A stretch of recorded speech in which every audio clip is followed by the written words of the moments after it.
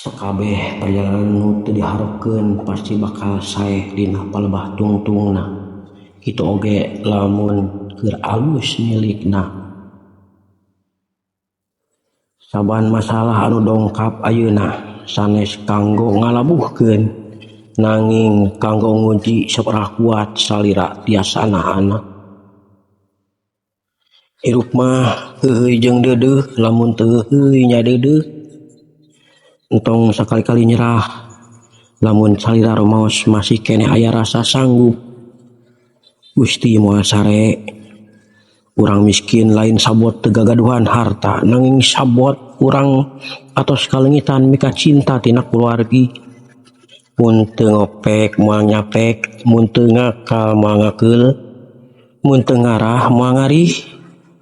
Kudu silih asih, silih asah jeung silih asuh.